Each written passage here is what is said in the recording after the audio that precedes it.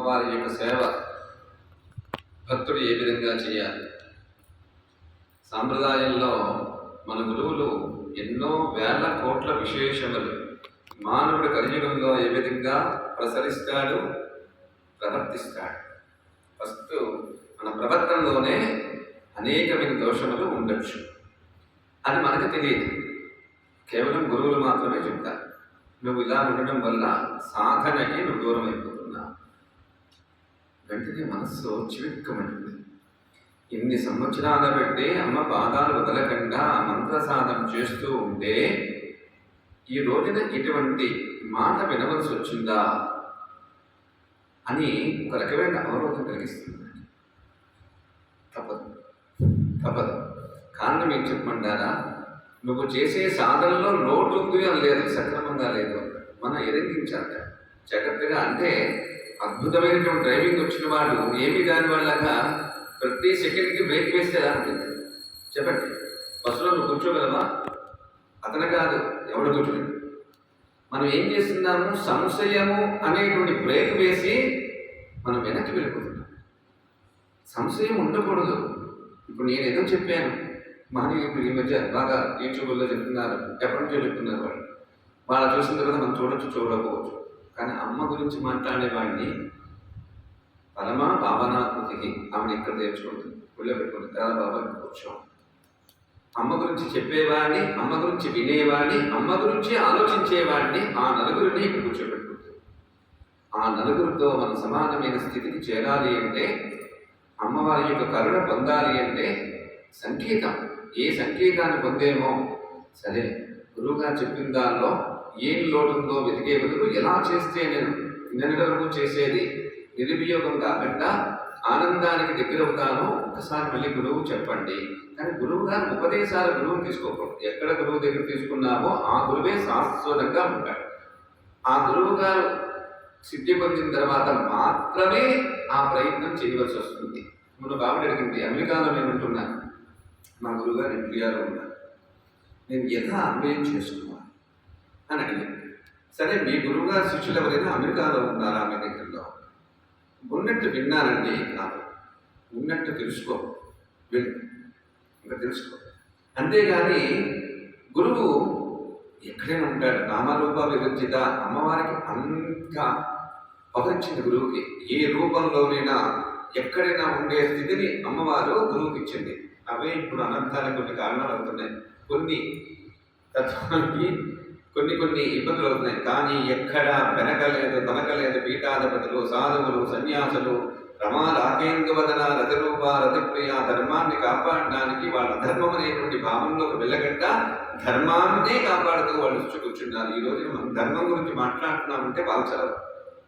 వాళ్ళు చేసిన కృషి, వాళ్ళలో వచ్చేటువంటి అద్భుతమైనటువంటి ఆకాంక్ష మనకి మెరుపుతీగల్లో వస్తుందన్నమాట.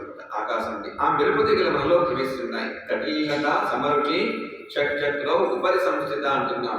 ఆ లత ద్వారా విద్యుత్ కాంతి పింజరాలతో మనలో వెళ్ళిపోతూ ఉంటాయి. అవి అవతర శివపదా జీవ సుషుమ్నాపదేన ప్రవిశం. అమ్మవారి యొక్క కరుణ ఎక్కడ ఉంటుందో మన వాణి జాగ్రత్తగా మన శరీరంలో ఇక్కడ ఈ శక్తి ఉంటుంది, ఇక్కడ ఈ శక్తి ఉంటుంది, ఇక్కడ ఈ శక్తి ఉంటుంది, అక్కడ ఈ శక్తి ఉంటుంది, దాని మీద ఈ శక్తి ఉంటుంది, దాని మీద ఈ శక్తి ఉంటుంది. ఇన్ని శక్తులు నేను పొందాలి అంటే ఫస్ట్ ఆసక్తి ఉండాలి, ఆలోచన శక్తి ఉండాలి. అద్భుతమైనటువంటి ఆచమనం చేసి సంకల్ప సిద్ధి పొందడానికి సంకల్ప శక్తి ఉండాలి. చక్కని గురు పాదాలు పట్టుకొని అతని వదలకుండా సాధన చేయాలి. అప్పుడు మనం ఏం చేస్తాము? అద్భుతమైనటువంటి చించుబుడ్డు ఏ విధంగా అంతవరకు కాముగా ఉంటుంది, ఇలా వదిలి పెట్టగానే బొమ్మలు లేచిపోతుంది. అంటే చించుబుడ్డు ఒక నిమిషంలో అయిపోతుంది గురువు గారు. అలాగే గురువు దగ్గర వెళ్ళంటే మేము చించుబుడ్డిలాగే కాదు. అందులో ఉండే చైతన్య కమలం ఏ విధంగా బయటకు వచ్చిందో అలా ఒక నిమిషానికి ఒకసారి చించుబుడ్డు వెళ్తూనే ఉంటుంది మనం సాధన చేస్తుంది. అందుకే మూలాధారైక నిలయా బ్రహ్మ గ్రంథి వివేదిని మణిపూరాంతరిత విష్ణు గ్రంథి వివేదిని అన్యాచక్రాంతరాలస్తా రుద్ర గ్రంథి వివేదిని.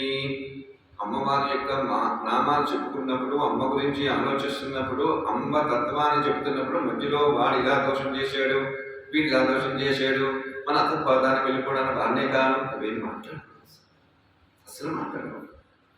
ఎందుకంటే అనాదిగా సృష్టే ఒక అద్భుతంగా జరిగింది. రాక్షసుడు ఉన్నాడు, సామాన్యుడు ఉన్నాడు, సాత్వికుడు ఉన్నాడు, గర్వంతో ఉన్నవాడు ఉన్నాడు, భయాన్ని కొలిపేవాడు ఉన్నాడు, పీఠాహంతో ఉన్నవాడు ఉన్నాడు, రోగి ఉన్నాడు, భోగి ఉన్నాడు, యోగి ఉన్నాడు. అంతమందిలో వీళ్ళని మనం చుంచుకోవడం వల్ల మంచి జరుగుతుంది. అంతేగాని వాళ్ళు అలా చేశాడు అందుకే వడ్డీగట్టుపోయి మనం మాట్లాడకూడదు. ఎందుకంటే పీఠాధిపతులు అలాంటి మాటలు రాకూడదు. సత్యం చెప్తున్నాను, ఎవరికి నొప్పించడానికి కాదు. క్షమాగుణం అనేటువంటిది పీఠాధిపతికి ఉండాలి. మనం టీవీగా ఇంట్లో ఉన్నప్పుడు చేసే సాధన వేరు, టీవీగా చేసే సాధన వేరు. ఎంతమంది మనం ఫోకస్ చేస్తున్నారనే భావం కొంతమందికి ఉండొచ్చు, and that is not correct. అది ఫోకస్ అవ్వకూడదు. మనం దానివల్ల ఏంటవుతుంది, మనం ఇతను ఇలా ఎందుకు ప్రవర్తించాడు, ఇలా చేయకుండా ఉంటే బాగుండేది కదా అని భక్తుడు ఒక భావంతో నొప్పి కలిగినప్పుడు మనం అక్కడ స్థానాన్ని కోల్పోతామని ఖచ్చితంగా జరుగుతుంది. నువ్వు ఏదో పని మీద వెళ్ళావు, లేచి ఇక్కడ ఎవరో కూర్చుండిపోతారు. ఇంతవరకు నేను కూర్చున్నానంటే నువ్వు యుద్ధం చేస్తావండి, ఆమె లేచిపోతే మళ్ళీ కూర్చుంటావు, లేకపోతే పక్కన కూర్చుంటావు. ఇక్కడ కూడా అంతే. ఆ స్థలాన్ని భర్తీ చేసేవాడు ఇంకొకరు ఉండరు. అతను లేచిపోయాడు అనుకోండి, ఆ స్థలంలో ఇంకొకరు వచ్చి కూర్చోలేదు. సామాన్యంగా మీరందరూ ఆలోచించండి, 10 మందికి చెప్పండి, ఈ సగుణోపాసన అందరికీ చెప్పండి. దేహిమే తనయం కృష్ణ పామహం తరణం గదా. అపుత్రుడు అంటే సంతానహీనత ఉన్నవాళ్ళు కృష్ణుల మంత్రం చేయాలి. కృష్ణుడు అన్నాడు, 1000 కోట్ల పుత్రులు ఉన్నారు నీకు, ఈ గర్భంలో పుట్టకపోతేనేంటి, స్వర్ణ గర్భ బ్రహ్మాండమనే గర్భంలో నేను పుట్టాను, నేనే కొడుకునంటే. అయితే అది ఎవరు నమ్ముతారు? రుజువులు కావాలి, సాక్ష్యాలు కావాలి.